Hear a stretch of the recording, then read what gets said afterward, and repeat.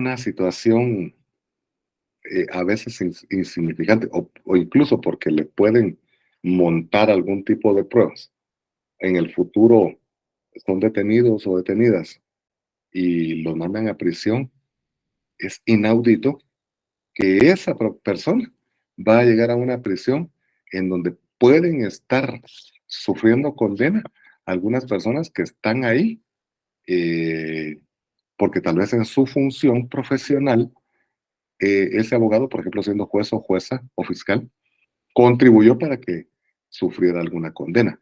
¿Qué creen ustedes que va a ser ese prisionero que está ahí cuando llegue una persona eh, que fue responsable en alguna medida o que eh, esa persona que sufrió condena cree que es responsable ese juez, jueza, fiscal, abogado o abogada? ¿Qué es lo que van a hacer? O policía. Se va a vengar, seguramente.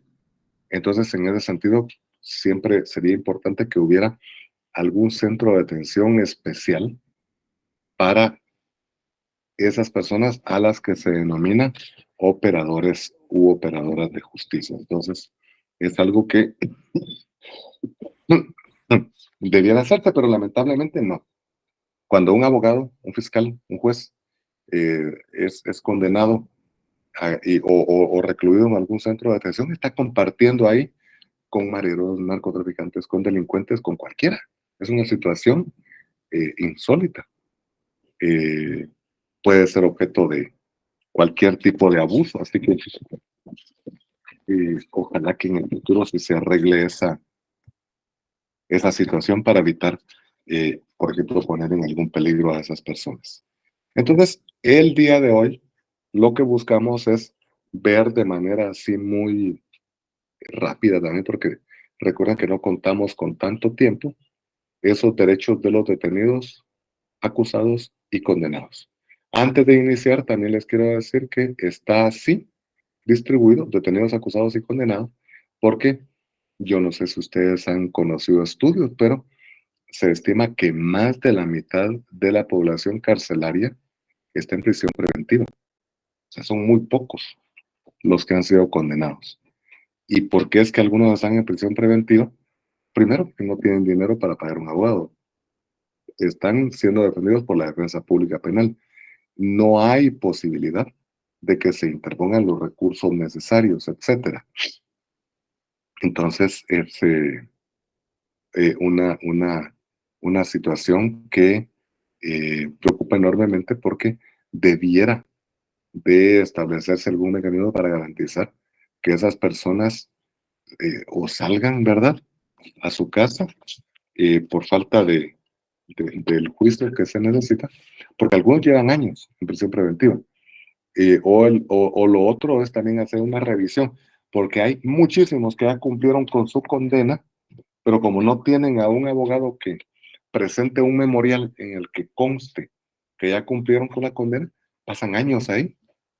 Y eso no es solo una violación al derecho humano de esa persona, sino que también es una carga para el Estado. Creo yo, en mi opinión, que debiera también garantizarse la medida sustitutiva, en el sentido de que la persona mejor esté en su casa, especialmente cuando haya seguridad de que no se va a fugar.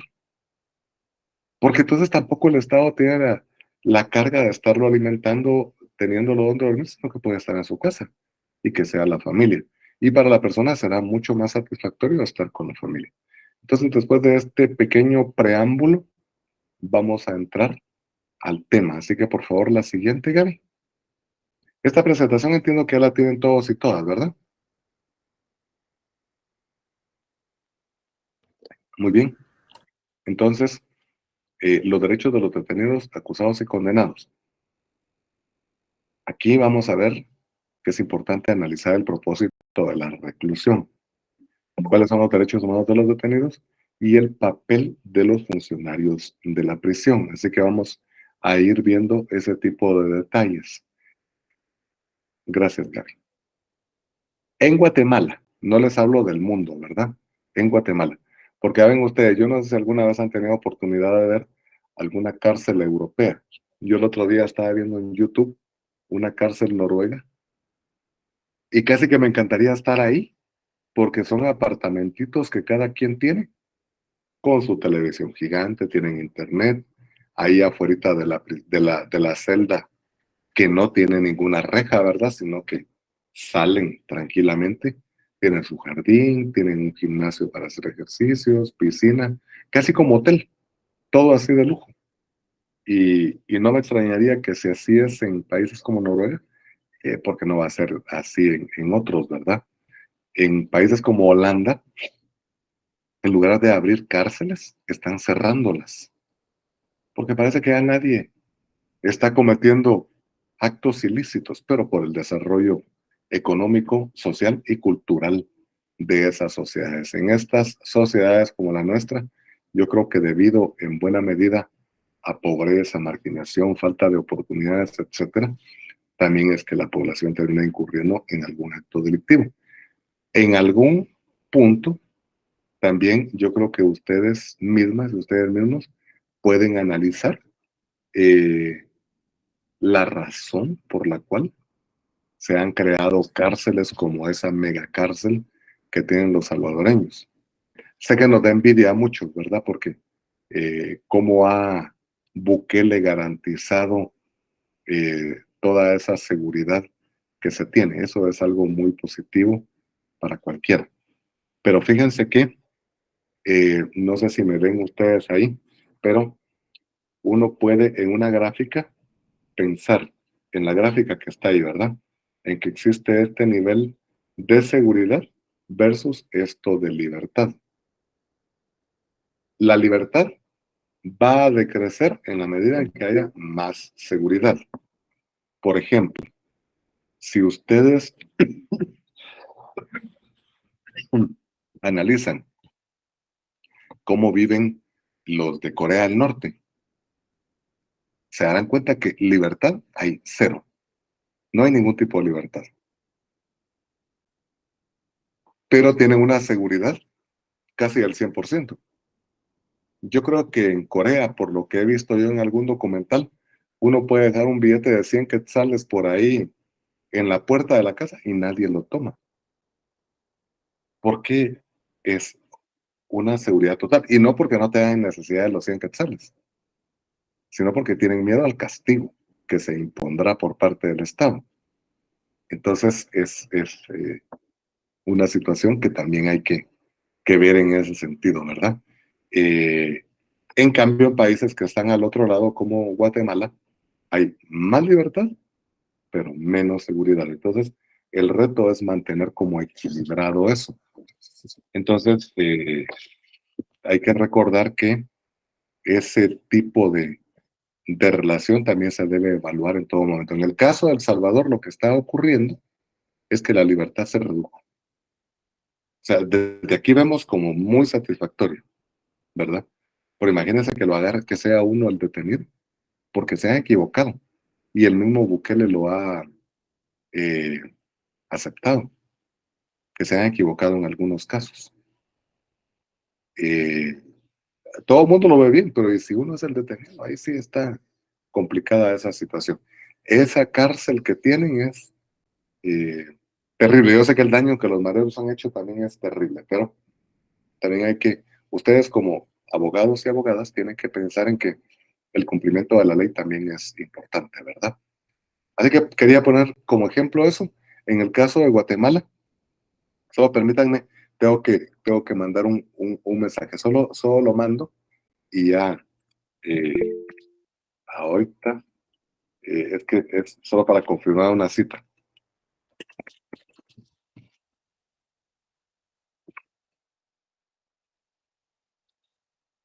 Muy bien, ya.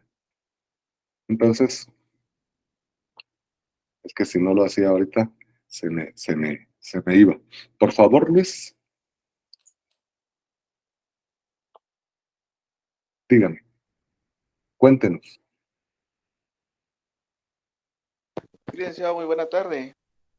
En relación a lo que usted mencionaba con lo de El Salvador, ¿usted no cree que ahí se están violando los derechos humanos? Eh, Mire,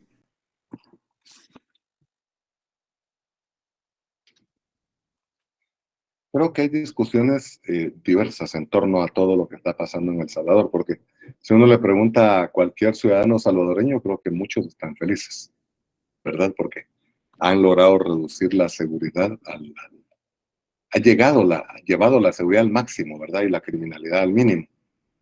Pero puede ser que en esta época de imponer todas esas medidas, es altamente probable que algunas de las libertades individuales sí estén siendo vulneradas.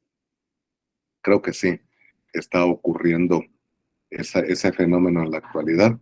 Hay muchas críticas. Quiero contarles que en Guatemala hay muchos salvadoreños que han venido literalmente huyendo, no por pertenecer a las maras, ni a ningún grupo de delincuentes, sino, por ejemplo, porque tienen algún tatuaje artístico. Tienen el tatuaje y son perseguidos allá. Entonces, para evitar ir a ese centro de detención del terrorismo o algo así, no sé cómo se llama, prefieren venirse para allá. Eh, Hay otra situación que ocurre en El Salvador, no por Bukele, sino porque así está en la ley.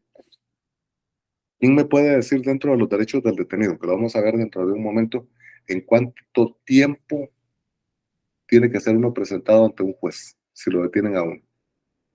6 horas, licenciado. Gracias, Ricardo. Así es. En 6 horas uno tiene que ser presentado ante juez. Si no lo presentan a uno dentro de las 6 horas, el abogado de la defensa en su momento puede argumentar eso. Si lo puede demostrar, puede argumentar eso y garantizar con eso incluso que salga en libertad el detenido. ¿Ustedes han oído o saben cuánto es el tiempo que la legislación salvadoreña le da a las autoridades para presentar al detenido ante un juez? No sé si alguien le ha puesto atención a eso. ¿No lo han oído? Imagínense lo que pueda pasar en la cantidad de tiempo que les voy a decir ahorita. Si en 6 horas pueden pasar muchas cosas, en que un detenido esté en manos de la policía acá, allá son 15 días. 15 días. Medio mes. O sea, en medio mes, ¿qué le podrán hacer a alguno de esos detenidos, verdad? Pero como les digo, yo creo que estamos en una, casi como en el filo de la navaja, ¿verdad? Hay que manejarnos con mucho cuidado porque eh, están garantizando esa seguridad que es tan importante, que es apoyada por la población, y por el otro lado están violentando algunos derechos. Hoy salió la prensa, ayer, por ejemplo, aprobaron la reducción de la cantidad de diputados en 24 diputados, de 84 a 60. Porcentualmente no sé cuánto será eso, pero puede ser un 20 y algo por ciento.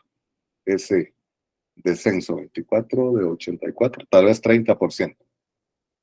Eh, qué alegría, ¿verdad? Imagínense, aquí tenemos 162, creo ya, o 160, no estoy seguro. Qué bonito que se redujeran a 80, por ejemplo. Pero lo que preocupa en El Salvador es que, así es, Luis, eh, lo que preocupa es que en El Salvador, con esa reforma que hicieron a la ley electoral y de partidos políticos, decidieron que ya no van a aplicar la oportunidad para que los partidos pequeños tengan la posibilidad de meter diputados. Hay una fórmula eh, matemática que permite que los partidos pequeños también puedan llevar algún diputado para que haya oposición y todos estén siendo tomados en cuenta. Allá, solo el que gane abrumadoramente. Entonces, claro, aquí dice Byron que la capacidad de los grupos de oposición se reduce a cero. Y si el partido Nuevas Ideas tiene una victoria absoluta, será un control absoluto de Nuevas Ideas en el siguiente Congreso de la República. Del Salvador, ¿verdad? Pero bueno, nos estamos saliendo del tema, así que vuelvo a esto. Aquí lo que tenemos es el método de Hunt. Gracias, Sergio. Eh, y el comentario de Luis, gracias. Aquí tenemos 3 reos en el espacio en que debiera ocupar uno. Lamentablemente, cuando van a hacer una nueva cárcel, un nuevo centro de detención, ha habido hasta corrupción. Durante el gobierno de Colón intentaron hacer uno y me dijeron a mí literalmente que cuando alguien en esa cárcel que habían construido ponía un clavo, pasaba la pared. O sea, era de tan mala calidad que en cualquier momento podía escaparse cualquier persona de ese centro de detención. Eh, el otro aspecto del problema existente es el déficit de personal. Yo no sé si ustedes saben, pero dentro de toda la burocracia estatal, los encargados de la seguridad penitenciaria son los que están en el más bajo nivel. Están casi hasta el suelo. Yo le llamo como la cenicienta de, de los burócratas, porque no les dan absolutamente nada. El salario es insignificante y si alguna vez ustedes tienen oportunidad de ir a alguna audiencia pública a los tribunales, desen cuenta de las condiciones infrahumanas de los y las guardias de seguridad penitenciaria. No tienen ni agua, no tienen comida, no tienen nada. Y de las mujeres todavía peor, porque me han contado que las mujeres tienen que convivir en los mismos dormitorios con los hombres, compartiendo camas en muchas ocasiones y en condiciones infrahumanas, porque las camas de los guardias de seguridad tienen colchones de hace 10, 15 años, por ejemplo, llenos de insectos, etcétera. Entonces viviendo en condiciones terribles. Para los reos, muchas veces hay comida de primera, para los guardias nada. Nada, no les dan absolutamente nada. Hay mayor atención para los reos que para ellos. Entonces, no solo es el déficit, sino la mala condición de los trabajadores del sistema penitenciario. Hay ausencia de servicios de rehabilitación. Allá adentro debiera haber incluso extensiones de la universidad. No existen procesos penales prolongados, que fue con lo que inicié, y poco o nula aplicación de medidas sustitutivas. Hay jueces carceleros que mandan a prisión a cualquiera en todo momento. La siguiente, por favor, Gaby.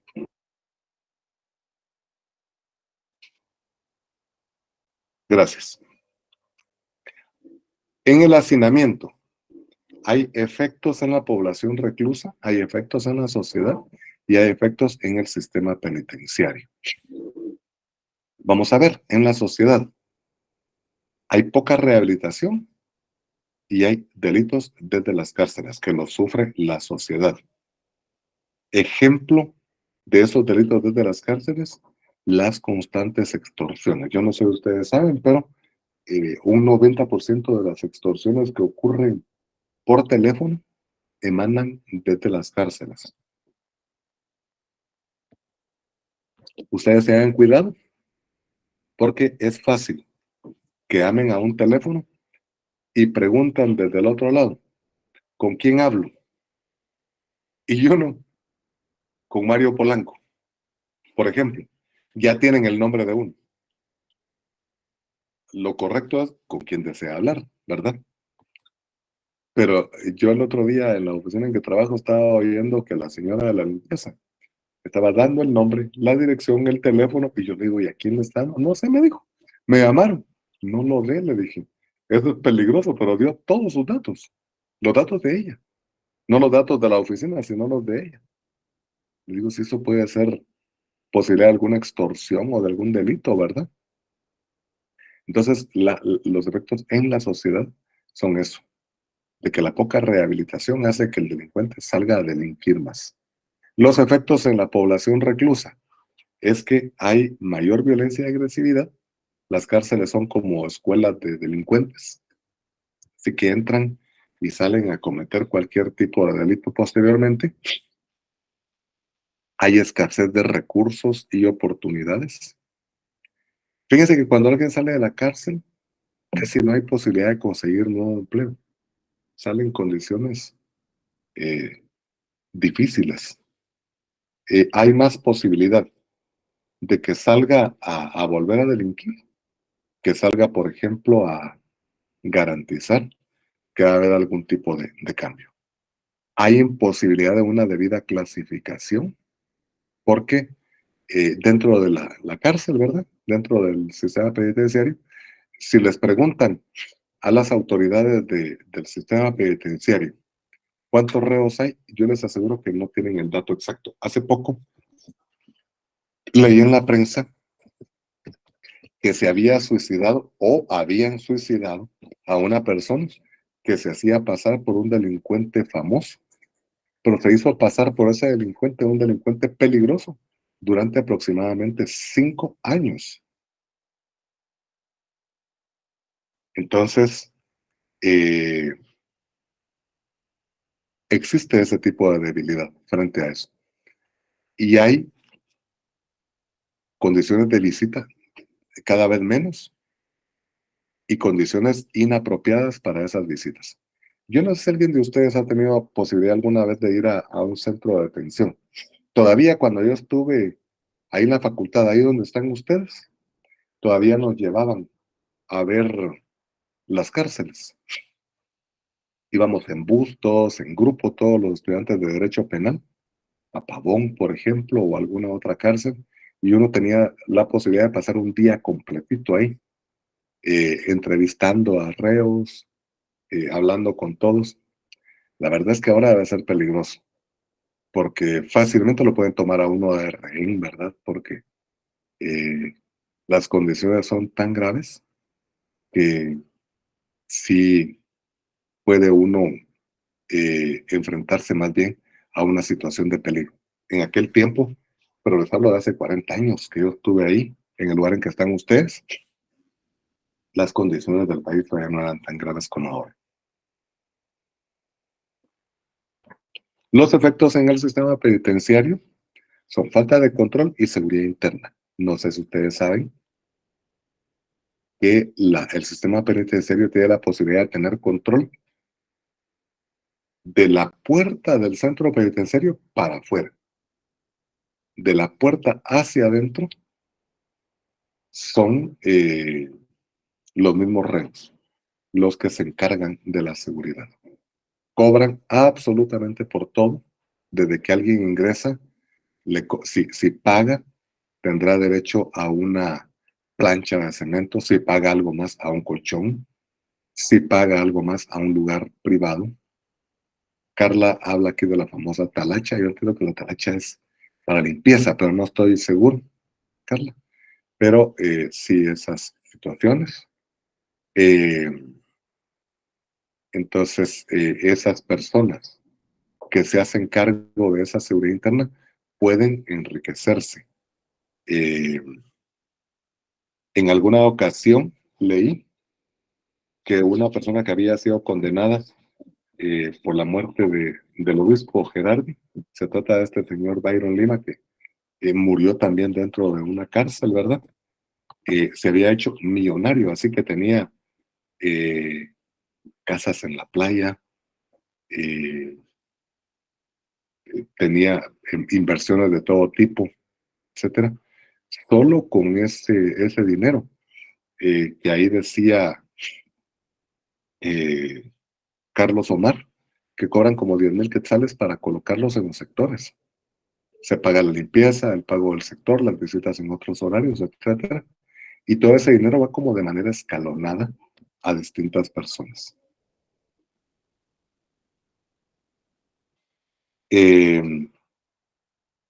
Condiciones desfavorables para la rehabilitación, ya les digo, podría haber escuelas ahí adentro, universidades, alguien podría estar estudiando derecho ahí adentro, por ejemplo, o medicina, pero no existe esa posibilidad. Creo que hay algunos cursos de alfabetización, pero no es mucho.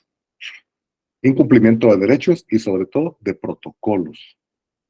Reducción de vida útil en las instalaciones, de las instalaciones, o sea, están en tan mal estado que ya no funcionan mucho. Si no se escapan los reos, es porque los mismos reos no lo permiten. Ellos controlan absolutamente todo. Y ausencia de medidas de prevención en caso de emergencias.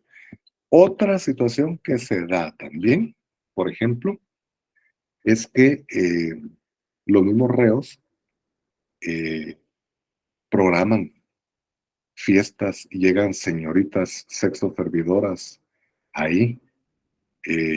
Hay algunos que adentro, porque, y les digo, porque en el pasado ha habido así como allanamientos a cárceles y han encontrado adentro de algunas celdas apartamentos de lujo, con jacuzzis, televisiones enormes de 4K, inteligentes con internet, con teléfono, con todo. No, no me extrañaría que continúe ocurriendo eso. Eh, por favor, la siguiente, Gary.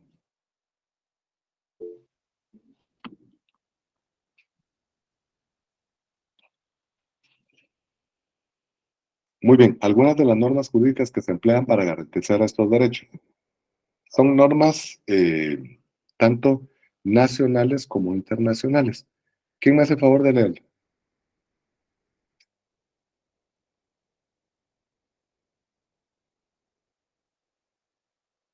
Si quiere lo puedo hacer yo.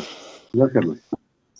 Saben, normas jurídicas que se emplean para garantizar estos derechos. Constitución Política de la República de Guatemala, Ley del Régimen Penitenciario, Pacto Internacional de Derechos Económicos, Sociales y Culturales, Pacto Internacional de Derechos Civiles y Políticos, Convención sobre los Derechos del Niño, Convención contra la Tortura y otros tratos o penas crueles, inhumanos o degradantes, Convención Internacional sobre la Eliminación de todas las formas de discriminación racial, Convención sobre la eliminación de todas las formas de discriminación contra la mujer, Convención contra para la prevención y la sanción del delito de genocidio. Muchas gracias, Luis. Aquí en estas leyes internas y algunos instrumentos internacionales hay normativa que permite que se pueda garantizar los derechos de las personas privadas de libertad. Por ejemplo, así muy concretamente, la Constitución y la Ley del Régimen Penitenciario.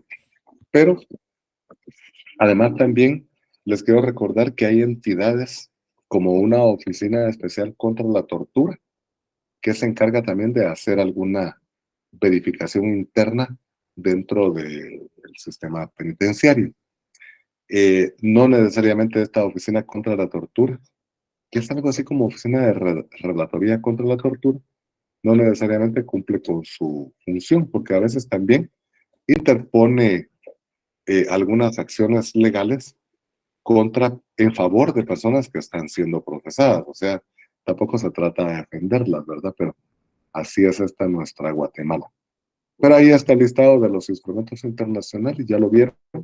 Incluso alguien puede pensar, pero ¿por qué la Convención para la Prevención y la Sanción del Delito de Genocidio, verdad? Pero tiene algún tipo de normativa en la que se garantizan los derechos en favor de la población que está privada de libertad. La siguiente, por favor, Gaby.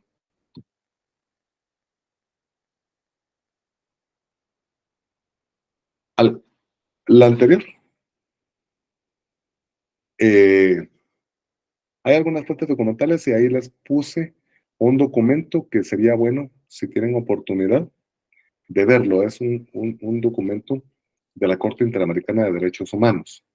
La Corte también está velando frecuentemente porque se cumpla con los derechos de todas las personas en general. De repente con alguna o con alguno de ustedes nos volvemos a encontrar, otra vez ya nos encontramos en el curso de Derecho Internacional de los Derechos Humanos. Ahí se ve un poquito más a fondo la Corte Interamericana de Derechos Humanos. Así que espero, si ya nos vimos, que les haya servido. Y si nos vamos a ver en ese curso, pues que les sirva. La siguiente, por favor, Gaby. La siguiente. En la tarde, Carla. En la vespertina. Pero ese curso es como este de ahora, y es en la mañana. El de Derecho Internacional de los Derechos Humanos es en la mañana, como al mediodía, como a esta misma hora, creo yo, más o menos. Es de estos cursos que se dan entre semestres, a fin de año.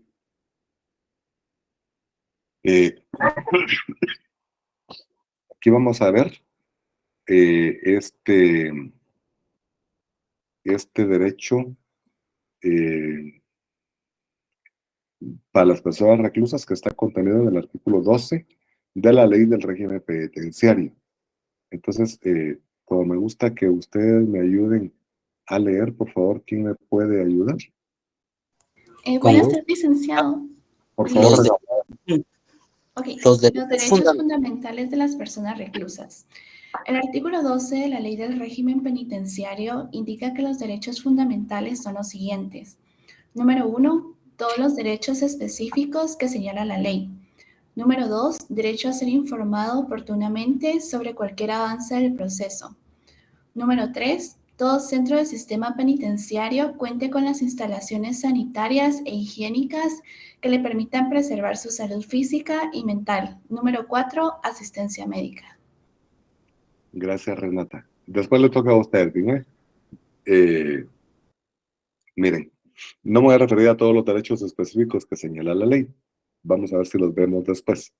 Sino a esto de ser informado oportunamente.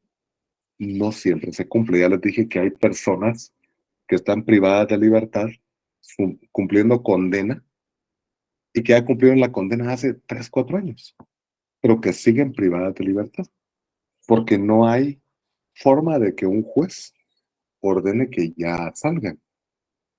Esas personas, no sé, después de haber cumplido con la condena, debería haber algún mecanismo más ágil para que de repente, desde la misma Dirección General del Sistema Penitenciario, por ejemplo, se establezca como una medida administrativa, que si ya cumplieron, ya pueden salir, ¿verdad?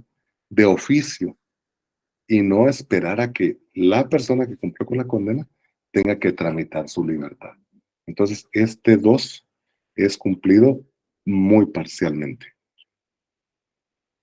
Sobre instalaciones sanitarias e higiénicas, ni siquiera voy a opinar al respecto, ni siquiera. Mire, yo visité un centro de detención cuando era estudiante, o sea, hace 4 décadas, como les dije, ¿verdad? No sé cómo serán ahora, pero he visto en fotos y en videos que son condiciones infrahumanas para los que están ahí. Y hay muchas personas del pueblo que dicen, qué bueno, se lo merecen. Pero ustedes como profesionales del derecho no deben tener una opinión tan simplista. Tienen que tener una opinión que si la ley establece ciertos parámetros, esos deben ser cumplidos, pero no se cumplen. Solo el hecho de que en cada lugar, sí, por favor, Dairin es verdad, Dairin. Sí, es Dairin. Perdón, Lick, no puedo prender mi cámara, pero sí, o sea, lo que usted decía, sinceramente a veces tenemos como ese pensamiento de que, ay, sí, se lo merecen, pero nos olvidamos también de que hay personas que no lo hicieron, o sea, y hay casos de todo tipo, hasta de señoras que van a la cárcel, o sea, porque sus hijos le prestaron como la cuenta, algo tan simple, y era para extorsiones o algo así, y están ahí, ¿verdad? Pagando por lo que sus hijos deberían de estar pagando, y las situaciones son bien inhumanas, y hasta hay personas que están supuestamente trabajando para resolver el caso, pero como no tienen suficiente solvencia económica para pagar un abogado, el Estado les brinda uno y la verdad no es tampoco tan eficiente. A veces pasan casos en los que dependiendo o sea, lo que hicieron el delito, tenían solo 3 años de prisión y ellos ya llevan ahí 7 hasta 10 años. Entonces, todo esto sí es bien absurdo. Muchas gracias por su comentario, Dairin. Exactamente. Otra situación también que se da. Y fíjense que voy a tomar un caso extremo. Les dije hace un rato que este señor Byron Lima se enriqueció mientras estaba casi como jefe, ¿verdad? De varios centros carcelarios, porque lo dirigía desde dentro, siendo él un prisionero también. Pero ustedes se recordarán, si es que vieron las noticias en su momento, cómo murió él. Fíjense que un comando armado desde fuera del centro penitenciario ingresó al centro penitenciario, armado, civiles armados, ingresaron. Y dentro del sistema penitenciario se enfrentaron con personas de la seguridad de Byron Lima y llegaron hasta donde estaba Byron Lima y lo ejecutaron extrajudicialmente. Ahí había anomalías por parte de Byron Lima, porque le habían permitido que fuera como el zar dentro de la cárcel. Él se enriquecía, salía, llegaban a verlo, tenía novias, etc. Pero en medio de todo eso, él estaba bajo la protección del Estado, estando dentro de una entidad del Estado, como el Centro Preventivo de la Zona 18, creo que era donde él estaba ahí.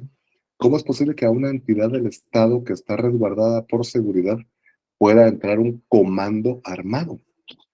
Eso es inaudito. Y que pueda llegar a privar de su vida a varias personas que están bajo resguardo del Estado. Y les pongo un ejemplo extremo, pero hay otros muchos casos en que alguien entra y porque le hacen todo tipo de acoso dentro, lo agreden, etcétera, lo han llegado a matar.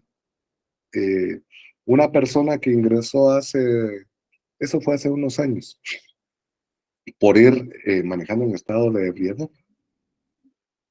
Miren, le machacaron con instrumentos los órganos genitales. Imagínense una cosa tan terrible. Y después de que estuvo así durante días quejándose y nunca le hicieron caso, lo mataron.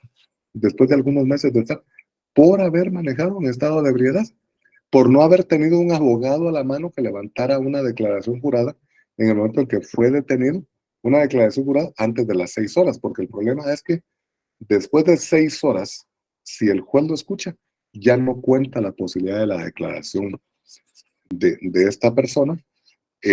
Por eso es que es importante que todos los detenidos sepan que si es por algo mínimo como eso, no necesariamente tienen que ir a prisión. O sea, pueden, con el apoyo de un profesional del derecho en su función notarial, pueden no ir a la cárcel. Claro, tienen que ir al juicio en su momento, ¿verdad? Pero ese día no tienen que ir. Pero si alguien no tiene esa información, para en la cárcel. Entonces son algunas de las situaciones. Gracias por su comentario, Airi. Y la última es asistencia médica. Por favor, la siguiente, por favor.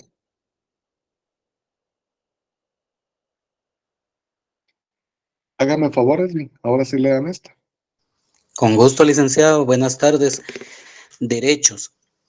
Para el tratamiento de las personas reclusas que sufran de enfermedades infecciosas o contagiosas, se contará con un área especial con el fin de contribuir a su tratamiento y proteger la salud de las demás personas del centro penitenciario, de conformidad con el diagnóstico del médico. 5. Tienen derecho a un régimen alimenticio especial. 6. Derecho al trabajo. 7. Tener acceso a bibliotecas. 8. Expresión y petición. Byron, por favor.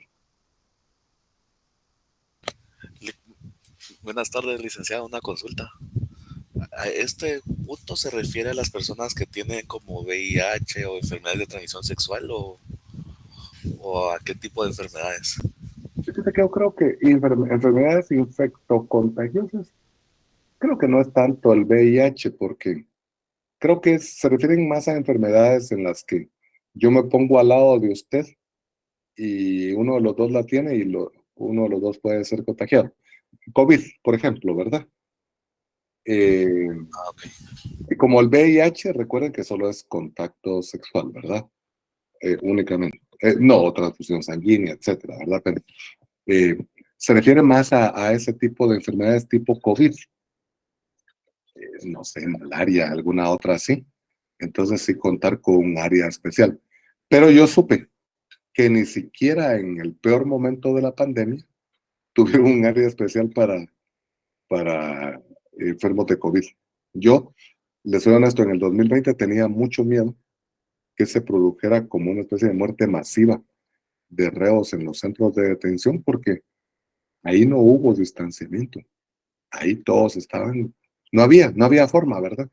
Imagínense que cada espacio que debe ser ocupado por un reo hay 3 o 4. Entonces no había forma. Sobre el número 5, a mí me preocupa lo siguiente. Por ejemplo, yo tengo una enfermedad que se llama enfermedad celíaca. No sé si alguien de ustedes habrá oído de la enfermedad celíaca. No es nada complejo, pero por ejemplo yo no puedo comer nada que tenga gluten. Yo no me puedo comer un pan, por ejemplo. Una comida, yo no puedo comerla si le han echado algún condimento Mahler o Maggi, o de esa marca, no me recuerdo, pero el equivalente a Mahler, Maggi y cualquier otro condimento así, porque tienen gluten, cosas enlatadas. Yo me pongo a pensar, si yo estuviera preso, no creo. Honestamente tengo mis dudas que me van a llevar mi platillo especial para cada uno de los tiempos de comida. Lo dudo. Seguramente si yo quiero no morirme de hambre, tendría que comer parejo lo que me pongan ahí enfrente. Además, no creo que sea una comida precisamente higiénica o apropiada la que le dan a todos los reos, a no ser que alguien esté en un área VIP, ¿verdad? En donde tenga incluso cocinero o cocinera, qué sé yo. Entonces son otros de los derechos, si se cumplen, no sé. Tengo entendido que, por ejemplo, el derecho al trabajo se mantiene, y aquí Diego me dice que qué me pasa. Me puede dar como infección intestinal, Diego. Pero no es tanto esa la preocupación, sino que podría en un futuro inmediato, si yo comiera gluten, padecer de cáncer en el colon, por ejemplo, o en el sistema digestivo en general. Entonces es más como preventivo. Yo les recomiendo, si alguien de ustedes, y Tania dice aquí que ni en hospitales dan comida tan higiénica, ¿verdad? Y Gabriela López habla de que en Mariscal Zavala todos, se me fue, a las familias les tocaba llevar comida a los ríos, así es. Yo la verdad es que tuve oportunidad de ir al Mariscal Zavala a visitar a un abogado amigo que fue decano de aquí de la facultad y fue rector. Y se los cuento pues porque ha sido mi amigo desde hace mucho tiempo, es Estuardo Gálvez. Y sí vi que cada quien tenía que buscar la manera de tener su alimentación o ver cómo les... El Estado desentendido totalmente. Llegaba hasta la puerta, tal como les dije, ¿verdad? Pues entonces, esto de la enfermedad celíaca es grave. Yo les aconsejo a ustedes, si tienen malestar estomacal o algo así, revísense. Por favor, la siguiente, Gaby. Estaba viendo la hora que ya casi se va. Aquí tenemos otros derechos. ¿Quién me los lee?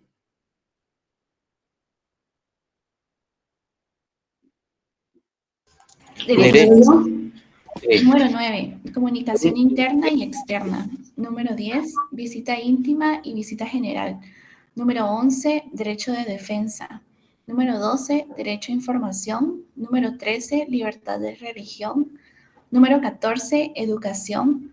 Número 15, derecho a colaborar en diversas actividades. Número 16, salidas al exterior. Número 17, derechos a la readaptación social y reeducación.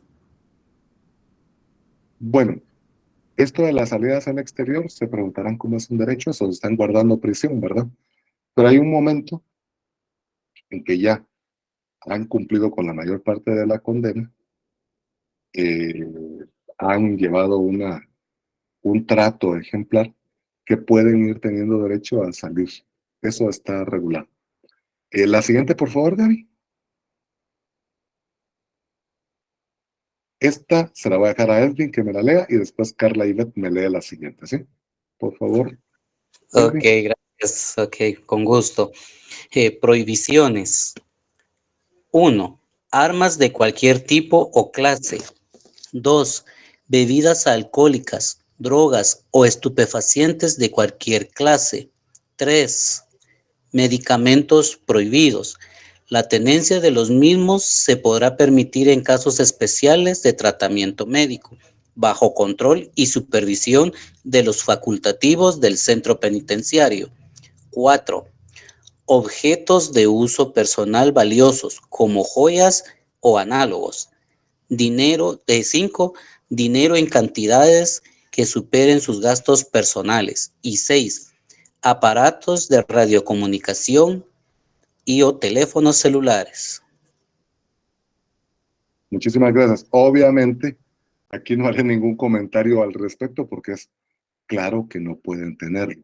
Sin embargo, como ya les dije, cuando ha habido algún allanamiento y alguna revisión, ha encontrado todo eso en cantidades no pequeñas, sino altas.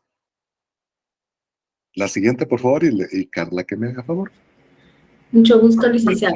Conclusiones del 100 al hacinamiento. El hacinamiento... Perdón, Carla. ¿Por qué conclusiones del 100? Porque hay alguna nota de pie de página en las anteriores en donde yo señalo que lo extraje de esta ONG que se llama 100. Eso olvidé mencionarlo, porque siempre hay que mencionar quién hace la investigación. Entonces yo extraje algunos de los datos anteriores de un estudio del 100. No sé si alguien ha oído hablar del 100, pero es un centro de investigaciones económicos nacionales. Entonces, perdón, Carla, oye, siga. Con gusto. El hacinamiento es el problema medular y la causa de otras deficiencias del SP. Por lo mismo, es prioritario atender ese tema. Únicamente con medidas alternativas al encarcelamiento no se logrará deshacinar las cárceles. Existe un mayor déficit de espacios para cumplir condena que para la prisión preventiva. No todos los departamentos tienen la misma demanda de espacios carcelarios. Las necesidades se concentran específicamente en los departamentos de Guatemala, Escuintla y Jutiapa. Los 3 departamentos muestran altos índices de criminalidad. En términos de infraestructura, no se ha dado la suficiente importancia a la población femenina y la población que requiere medidas de alta seguridad. Es indispensable que la nueva infraestructura vaya acompañada de un nuevo régimen interno. Muchas gracias, Carla.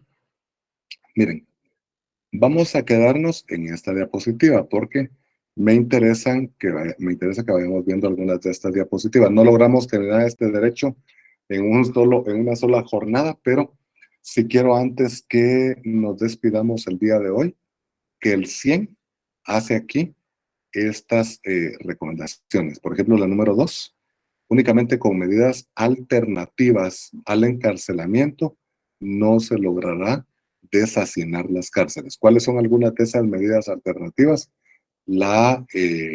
Por ejemplo, posibilidad de que vayan a cumplir con parte de la condena a sus casas. No es posible que tengamos dentro del mismo centro de detención a alguien que se robó una gallina compartiendo espacio con líderes de las maras, con narcotraficantes, por ejemplo, entre otros casos. Obviamente, el que se robó la gallina va a terminar siendo víctima, ¿verdad? De esa persona o de esas que han estado acostumbradas a cometer actos delincuenciales verdaderamente terribles, ¿verdad? Impensables. Entonces, esas medidas alternativas tienen que ver con la medida sustitutiva. Si no hay medida sustitutiva, creo que no se logrará. Me preocupa que ahorita esos brazaletes que dicen que entrarán a funcionar en junio o julio, o sea, en este o el otro mes, tienen un precio de alrededor de 1,500 quetzales por mes. Se lo rentan a uno. No todos van a poder pagar 1,500. Es una cantidad alta para quien no cuenta con recursos, porque esa es una posibilidad de irse a la casa. Vamos a hablar mañana más de ese tipo de aparatos, pero hoy ya por cuestión de hora vamos a dejarlo aquí. Y me recuerdan que nos quedamos en la 28 todavía para hacer algunos comentarios y terminamos con la diapositiva 29 y 30 mañana y ya pasaremos a otro derecho. Así que si no tienen alguna pregunta, nos despedimos acá. Feliz tarde, Feliz tarde, licenciado. Doctor, feliz Bendiciones. tarde.